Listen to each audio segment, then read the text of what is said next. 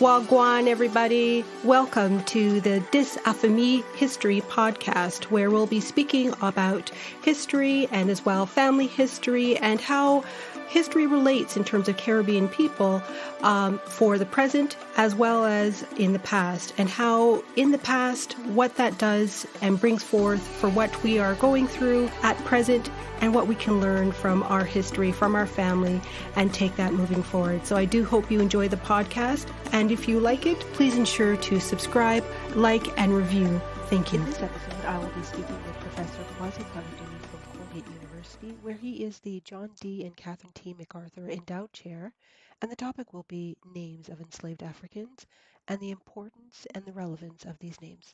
So let's have a listen. Thank you so much, Kwasi, for coming on to the podcast today and spending your time to talk about African names and how that was during the time of enslavement.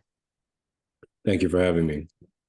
Perfect. So we'll start with the first question, knowing that names are such an important, and it connects to identity, whether culturally or spiritually, with and then with the enslaved Africans. And I know that you mentioned it wasn't necessarily erased, but kind of removed in terms of their original names being stripped for them. Could you speak on to just some of those important aspects of names? Sure.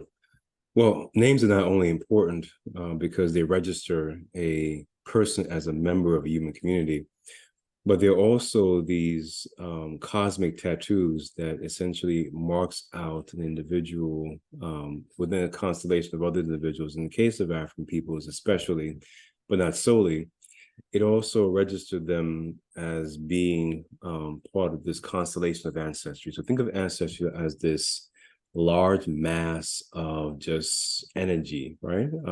Large mass of energy populated by people who have gone and come from this human experience and from this earth. And so it registers you as being a member of this mass, right? So at once it makes you an individual, also makes you part of a collective. So you're both individuated, a person both individuated and also communal at the same time.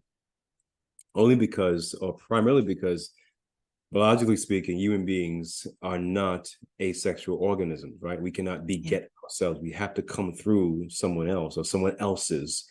In the case of a sperm and an egg, and of course, you know, all that is packaged into that DNA that at least forms the physiological portions of our body and our being. So names actually captures all that, but the names do more, especially among certain communities or certain African societies where names actually have more depth and more connection to ecology. So for example, people are named based on the seasons or the natural cycles or the farming calendar or the circumstances of life, whether that may be drought or famine or a great harvest. You also have names that are meant to be ridiculing, to say that a child came but did not stay with the family. I mean, it left too early in their mind, either during infancy or during early adolescence. And so they'll give that child a name, whether that be a by name, a praise name, or a nickname, to indicate that this child, should not come back as that child, right? So in other words, if a child is ridiculed and they're called the one who brings, bad luck and destruction, then it means that the next cycle around, next go around for the energy that is that child, they should not come as that, right? And so these names are really crucial beyond simply just marking out you or I as an individual, because they do carry a package of not only ancestral information and data points, but it also conveys to them something peculiar and particular about that person as a member of this wide cultural, ecological, spiritual ecosystem. No, definitely. And it goes to, I guess, and especially within the Caribbean community where people have what are called pet names, right? So they have other names that they are being called as well. So at the start of the slave trade, the Portuguese started the enslavement, and they had a different practice in terms when they would rename a lot of the enslaved Africans. And, this mostly went to the Spanish Caribbean. Can you just speak a little bit on that one? Sure. And so the Portuguese have the dubious distinction of being so-called the first, though they were not, because first implies the being the igniter or the initial set. But enslavement is an ongoing human project, right? The enslavement in ancient China that predates the Portuguese. In fact, it's something called Portugal. So the idea is that the Portuguese were in fact the plow that laid the path for other European seaborne empires in terms of connections to West Africa and then greater Africa in terms of the transport of captive African peoples that were launched into the Americas, into Europe, into the Mediterranean region, and of course, other parts of the world. So Portuguese, they fit within that circuit, right? So they're not really the first per se, but they fit within a circuit. In fact, just as a quick note to your audience, is that Arab Muslim merchants in North Africa and Northeast Africa were trafficking African peoples long before there was Portugal. In fact, what became Portugal was like this barren and sometimes almost irreverent outpost of the Roman Empire, right? Referred to as Lusitania, the sort of Latin or vulgar Latin outpost. It was really nothing to of any real remark. So it was unremarkable, and it remained that way. Portugal was this desolate, poor, and impoverished and small country on the southwestern portion of the Iberian Peninsula. Castile later became Spain, was really the power in that region. So the Spaniards and these Arab Muslim merchants of Africa were trafficking Africans in Mediterranean, what is now Morocco, Libya, Tunisia, long before there was a Portugal. Just to put that into perspective, okay. Portuguese, what their claim is that they become the first seaborne European empire, right? Maritime empire that's able to use the sea to traffic, right? Trafficking captive bodies. So from that perspective, the Portuguese, therefore, they initiate, but also they innovate certain sorts of best practices that were followed by other European empire seekers, whether they be Spain, formerly Castile, whether they be the Dutch, Netherlands, or they be the British, England, or they be the Swedish or the Brandenburgs, which later became Germany. So all these will be empires follow the model set by the Portuguese. And the model was basically this in terms of naming, with some distinctions, of course. It's because the Portuguese were and the Spaniards were Catholic, their naming practices, were shaped around Catholic dogma, which is a variant of Christian theology, Christian dogma, in a way that Portuguese saw themselves as defenders of the faith, meaning Catholic faith. And therefore, it was their duty not only to capture, but also to convert or baptize non-European, non-Iberian peoples in West Africa, African peoples, by raiding, by force, by negotiation, and sometimes by simply just trafficking, right?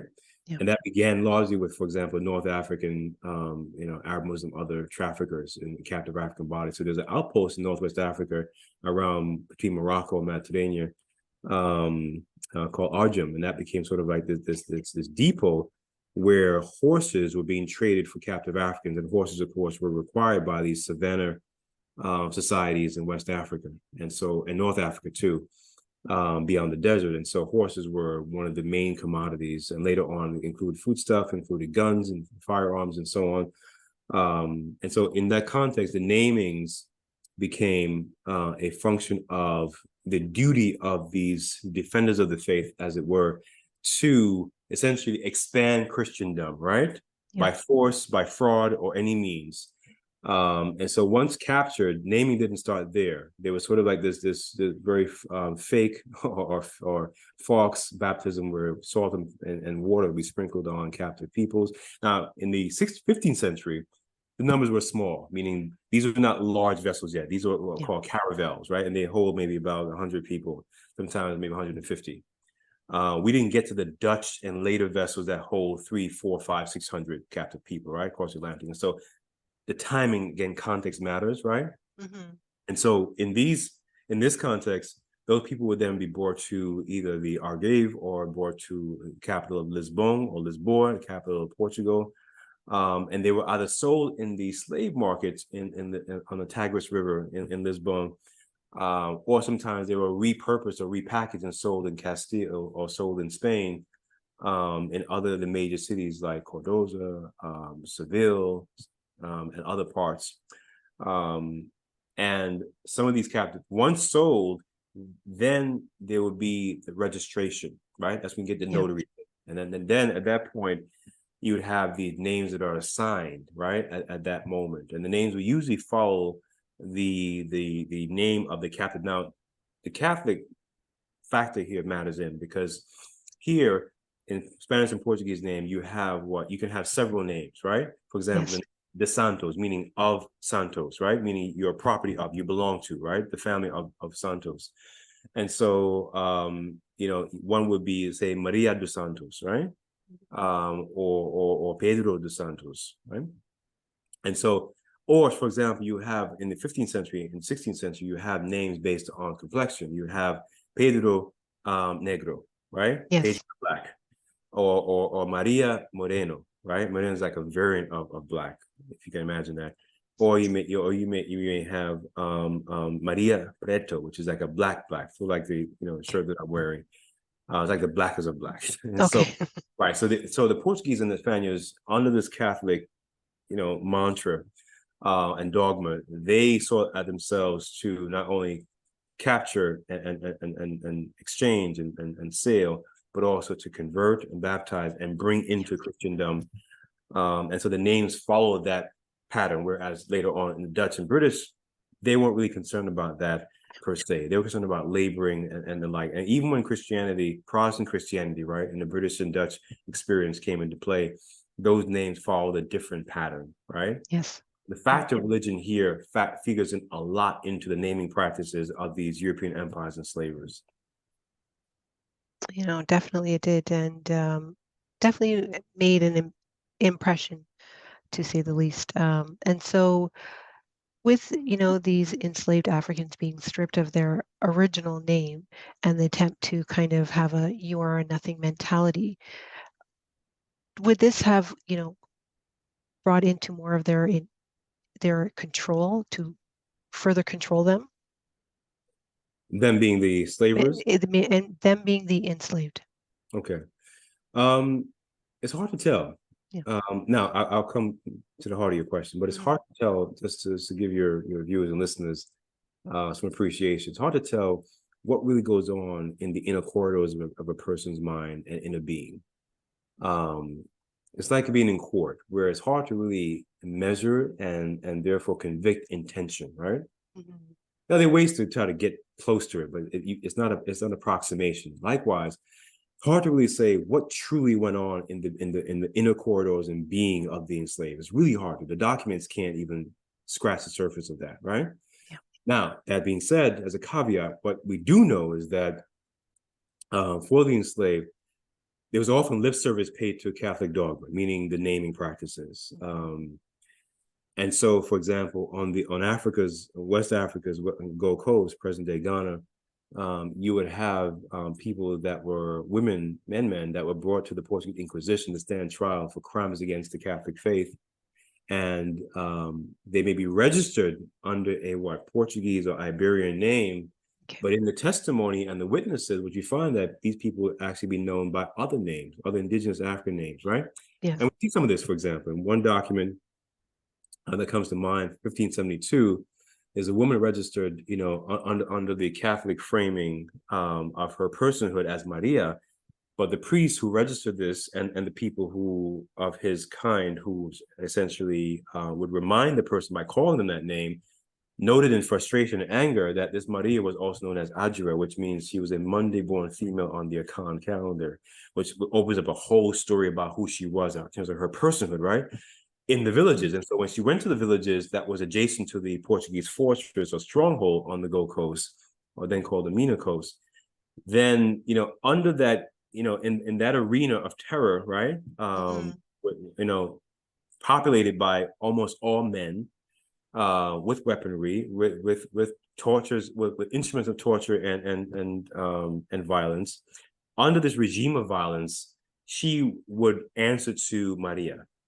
But the priest gives us insight into her personhood and into her inner being. Again, the document gives us some latitude to say that when she was in the villages, they're known by other names, which means they're called other names, which means they're using other languages, non-Portuguese languages, which means people have their own self-understanding, even if they're known by another name. And this is true, as you mentioned, about nicknames. For example, today, people of African ancestry, here in New York City, or you're there in Canada, you find persons who are large in size and stature, and their nickname is Tiny. You say that's third, right? But it makes sense. It's sort of like a cosmic joke, And so there are different kinds of naming. So on the streets, he's called Tiny, but to his mother, he's James Robinson. Exactly. Yeah. Right. Or he could be Kwasi Konadu, right? And so names, again, they can be a trap, because in the records, when we see them, we say, aha, that person is Betsy, or it's Jupiter, right? Yes. And that's how they're registered. But we can't give the slavers and their regime, their bureaucratic regime of violence, authority over the personhood of that person without knowing something about their personhood. Because in the so-called slave quarters, that person will be known by something else, right? And so that's what I mean by how we read the documents and how we read personhood and identity, and therefore names, is definitely crucial to understanding something about how names continued, how they morphed, if any, and how they were used on different layers in terms of how people could negotiated their lives in these colonial societies that were based on the instrument of pure terror. Very true, very true. So we're going to now just go through some of the namings on some of the documents here, and starting first and foremostly on the baptism, where an enslaved person would now go from their known name, which was usually just one name, to now having what's called a proper name. So on the screen that I have here is just from in Jamaica, so Saint Anne in Orange Park. And we'll just go through some of the list as to what their African name was known as, and then their baptized name, and what possibly could have been, I guess, a reasoning or a meaning behind that. Comes out is the first and last name, right? And here the last name or the surname registers one as a property.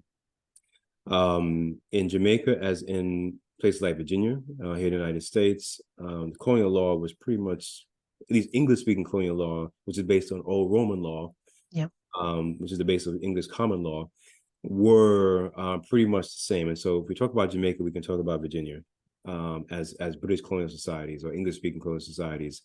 And so the last surname registered one, and this here is a part of the template provided by the Portuguese, because here is the same function of the Santos. It registered one a property of, right? Yes. And some of these names were based on guilds, like Wright or blacksmith and so on. And so these names meant that a person, would be named, let's say, Bennett, or Porter, or another name, or Wright, as you see down below. Yes. In the document, Williams, right? It means that they are the property of Mr. or Mrs. Wright. And so the last name, though it conferred a second name, it didn't, in fact, emancipate the enslaved. In fact, to me, it re-enslaved them, because it made them a property of their owner. And so as long as the person wears, that name and responds to it and uses it, they are re-inscribing or reaffirming the fact that they are the property of, right? Yes. That's the first observation. But then the other observation here are the names. For example, at the very top, you see there a coffee, Yes, right? Which in phonetic English is spelled C-U, in most cases, spelled C-U-F-F-E, C-U-F-E-E. And that coffee refers to the Akan name Kofi, but also Kwafi. It means the same thing. Okay. I can explain later why the ko and the ka and kwa may be switched up, but it has the same meaning. Okay. So Kofi was a name for a male child born on Friday, right? As in the past Secretary General of the United Nations, Kofi Annan. And his name, by the way, means Kofi the Fourth, meaning he was the fourth born child. Okay. His fourth. So again, name gives you birth order, right? It means he has siblings. Okay. which means if he's the fourth, it means that there may be a fifth. And so again, the name is a package that opens up, its own history on itself. And so you see that there. And there are other names there, but the Kofi again stands out as one that registers one as being from a particular group of people that can be traced to a particular genealogy in a particular, again, place, and also intellectual history that goes with that individual, just by the name alone, right? Yes, absolutely. Yeah. So in this quote-unquote enslaved register, and I'm sure definitely scholars will know this and graduate students will know what this is about. For those that are unaware, these are, and again, this is from Jamaica, correct? Yes, that's correct. And so these were submitted as part of inventory for taxation purposes, right? Because the enslaved were counted among property as chattel.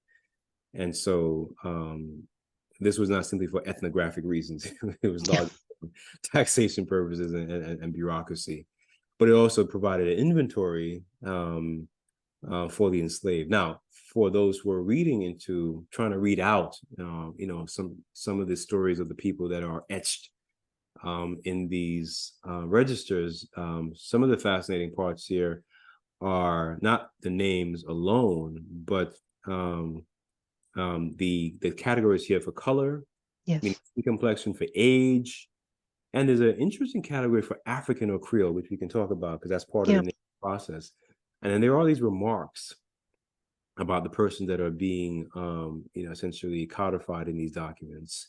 And then you have essentially, if there's any increase or cause thereof for the individuals, meaning, for example, there's a birth that's registered, meaning increase, right? That's right. Obviously, it's a decrease. And then finally, there's a decrease there again, and the cause of it. So for the genealogists, those who are curious, and definitely for people who are history buff, these are our limited but very important sources for digging into family, but also broadly speaking, African diasporic histories in the Americas, Jamaica no less. Now, there are names here, and these are male names that are there, and they're singular names, right? That's right. And so, for example, you have a James, right? You have a Richford, but you also have a Tom Taylor, right? And those are usually people who are usually people that are the offspring of African and white or European African women and white European males, or African Black women and European males, but not always, but usually the case. And so they'll have a surname, and then you see there are Creoles, which is not a cultural designation. That's more so a location designation, meaning they're born on the island. Yeah. And now in the scholarly literature, for those who are interested, there's a lot of discussion about Creole, which has its own set of issues. But I want to make clear to listening and viewing that it's more of a location or nationality category than it is a cultural or ethnographic descriptor. But then if you move further down, you pass maybe about, I count here about 12 Creole, then you have these African notations, right? Meaning they were born somewhere on the African continents. And these people too are named with their aliases. A few have aliases that are there. And for the most part here, these particular names, they are English names. I'm looking further to see if there's any. I think now, would some of these further alias names, would that give an indication that they were then baptized? They went from their singular name to now a formal name, so to speak? Well, the aliases, and I'm glad you asked the question. I was going to get to it. These aliases, whether it's Ellison or here it is John Palmer, or Stuart Dixon, or Henry, I think is Dorman. Yeah. These aliases were created cleverly by the enslaved, meaning they would pick other English-speaking names to evade surveillance and detection. Okay. In other words, if a person is looking for let's say Thansby or Thornby, and the alias was Bob Dixon, right? Mm-hmm. It will be confusing if the seeker only knows the person by one name, right? And so Yeah. these are clever ways which the enslaved would actually try to perplex the regime of slavery by essentially creating aliases, right? And sometimes a person would have 3 or 4 aliases. I've seen documents with that. They're also Okay. in the runaway slave advertisements, right? Whether it's Jamaican Gleaner, Gazette, my apologies, not the Gleaner, it's more contemporary, but the Gazette, or Kingston Gazette, they'll have these runaway slave advertisement that would indicate that the person also known as this and this and this. Okay. The aliases were meant to evade capture, meant to evade or inhibit precise location, right? And so by registering it on the slave register, it was essentially meant to alert the authorities that, hey, this person is also known as this, right? Okay. Yeah. Yeah, which is very clever on the part of the enslaved, meaning they would use the interpolated or the imposed names upon them in ways that would try to essentially evade surveillance and detection by using the names that were thrown upon them against the slaveholders. Very interesting times when I see these records and go through all these documents. It's just quite interesting. And we'll go to the last one here, which is the table of the different names based on, as you mentioned before earlier in the discussion, days of the week, both male and female. Indeed, and these are stubbornly Akan names. Now they're not day names, though they are part of or registered the day in which a person was born. Time is also considered. So, for example, Okay. my name is Kwasi, Mm-hmm. meaning I'm a male child born on Sunday, as you see there on the top row.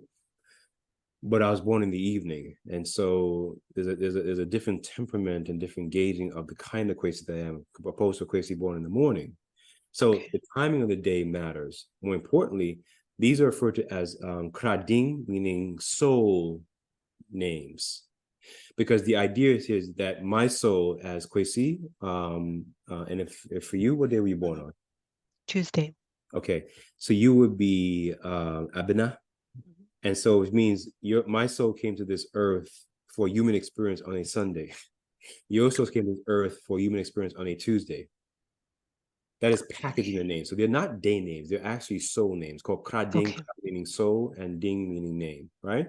Mm-hmm. So these krading, they register one as essentially your soul coming to the earth, coming from where, one might imagine, coming from the other world of spiritual forces and figures, because we as human beings are simply spiritual beings packaged in a human, frame, right? Mm-hmm. And so, as such, the soul name is one that stays with the person even after they meet their human demise. In libation or other rituals of remembrances, they are still remembered as Kwasi Konadu or as Abena. I'll make a name up. Abena. Okay. All right. Yeah, that's fine. Yeah, or better name, Abena Sapong. They're registered at that. So when they call your name and they remember you, the name still stays, right? In other words, the name has an afterlife, right? Yes. It lives on in memory and is invoked and invited through ritual libation, other kinds of rituals of remembrances. And that's very important here. That's why they're not day names, right? In other words, the day changes, the name still stays. When a person passes on, the name still stays. Yes. And so these are really indexes for personhood connected to a broad ancestry and a broad field of ecology, of culture, of ethnographic data, packaged into these small kernels. And I can tell you much more about each one. Okay. Yeah. Expand the package. Yeah, absolutely. Go ahead. Pick a name then. How about, again, because it was mentioned on the slave record, Kofi. Okay, Kofi. So Kofi, as you see there, as you view there, is a Friday born. And the complement there would be a fia or sometimes a four, depending upon your location in what is now Ghana, West Africa. Those on the coast would use a four. Sometimes they may use amba. Those in the further north may use a four, and those in the forest central area use a fia. Okay. Yeah, so location matters. So, for example, my proper name is if you're deep in the forest is Akwesi, is an A in front of the K, right? Akwesi. But in other areas it just be Kwesi, and on the coast it's Kwesi spelled with an E rather than an A, so it's Kwesi. Okay. And so there's slight phonetic nuances depending on location, right? Again, the name will specify that. So if you see Kofi, let's say or let's say I'll use another one. Let's say you see Kojo, Kojo. That's for the coast. Normally, the person's from the coastal area. But if you see Kwajo, which is Kwado, Kwajo, if you see Kwajo, he's in the forest, right? He's in the forest interior. So the sound and the spellings of the names also, again, refer kind of boomerang back to a particular, not precise, but general, ecology and location, and therefore groups of people, cultural groups of people in those areas. Again, these names are kernels that have these matrices, that have lots of data packaged into them. So example with Kofi, he's born on Friday, but on the Akan calendar of 42 days, there are 6 Fridays. The question is which Friday, right? Yeah. If I knew if I knew, or make a birthday up, right? Let's say the person born on September 5th, let's say 1825, right? Or in this case, 1825. Then that will give us also some precise data about which Friday he was born on. What taboos does he have as a Friday born person, both male and female? What greetings between me as Kofi and you, Efia, another Friday born person? Yeah. What animals we should never harm? What animals we should protect? You can see where I'm going. There's a lot of data packaged into the name that I can tell you about just based on the name alone. Yeah, because these names do appear a number of times. Like when you're looking at these records, especially Kofi, especially Kujo, you see these all the time and they have to mean something. And going through what you're saying in terms of what the analogy of all of these names and all of the intricacies that are a part of it then gives a much more broader perspective. And for someone looking at these records and trying to understand and researching, this definitely helps. It does, but I would say this is a caveat that important note, not a caveat, that behind the names is also a language, right? Yes. And so to interpret these names, there are 2 important prerequisites: is both cultural background, that is the cultural background of these individuals, because they carry it in their names, to be able to interpret them, I think get the most out of them. And then of course the language in which they're coded, right? So both language and names are crucial to understanding who these people are. No, definitely. And so with the language, I know you mentioned about the language, but would that then be, I guess, what is spoken? And again, using this to find out, I guess, the background of the individual as well, because that's another challenge that is seen for most to be able to get to that first African ancestor at most times. So let's say they do find where that person is from, and let's say it is from the region of Ghana. How would they then be able to determine which language is that really from? Oh, this is clear because the language is a Akan tree. Okay.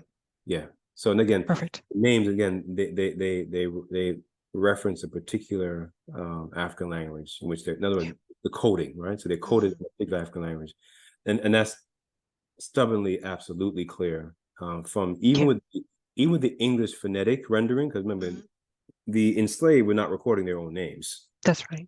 So it's based on the ear, right, of whatever notary or bureaucrat recorded these names.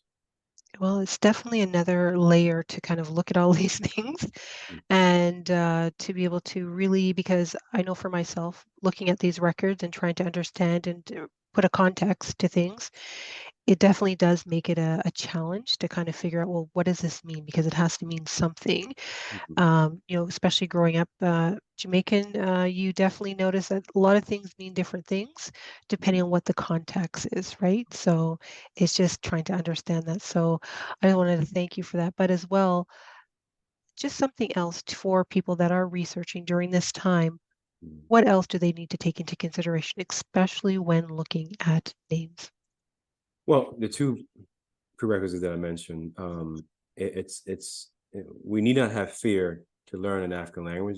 I don't mean necessarily fluency, but at least to break the conceptual barrier that these languages are impossible to learn, which they're not. If we can learn Spanish, we can learn African language. Yes. All languages have rules called grammar that determines which goes where and why. In terms of word formation and placement, and all languages, of course, have sounds, phonetic value, right? So sounds and rules, and you work your way through. The language is really the gateway, right? Yes. And I don't mean just pronunciation. I mean, the names, are encoded in a language, and that language will open up. So, for example, the data I share with you, about greetings and taboos and the kinds of ritual obligations for Friday born, in the case of Kofi, or for you, Tuesday born individuals, where to go, what river, what stream, what to do, which animals not to arm, which animals you can, consume, what to do on a day of birth every 42 days, right? Wearing white, abstaining from intercourse and meats and other favorite foods, meditating. All things are really baked into the language, right? Yeah.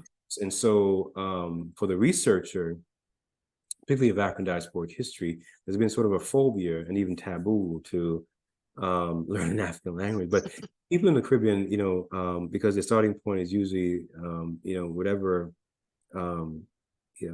blockade set up by white terrorism and violence, that somehow an African language is impossible acquisition on their tongue. They already have it. So for example, so in Jamaica there's a place in the records office called Park, right? And so the is the name of the language, the Akan.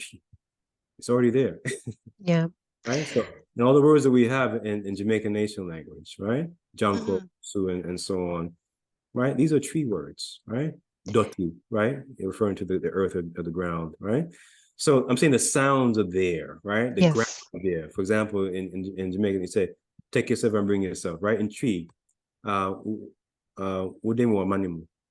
so you have to first take yourself somewhere to go somewhere. In other words, my body won't leave myself to go to the store. I have to take myself to the store, right? Exactly. So the way that we think, we meaning in the African diaspora, think, is already programmed, in some part of our cellular memory, in our DNA. But the inhibitor is the idea that, somehow African language is beyond apprehension. And it isn't, because it's actually baked into the languages we speak already. So whether it's so-called Black English or Ebonics, or it's Jamaican nation language or Haitian Creole, the grammar is baked in there, right? Just look at how we structure words and sentences and how those words dance in a certain rhythm. So I'm just saying we have much more building blocks there than people want to imagine or think or believe. Yeah, I definitely agree. I definitely had my lessons given to my mother about the breakdown of patois. So yes. So it's definitely there already, and we just have to be able to recognize it and see it for what it is and embrace it. So for that, I just want to thank you so much, Kwasi, for coming on to the podcast and speaking on this, because I really do appreciate it and your time. Thank you so much. Thank you. Hoped you enjoyed this episode, and if you did, please make sure to like, follow, subscribe, and write a review for the episode wherever you listen to your podcast. Thank you.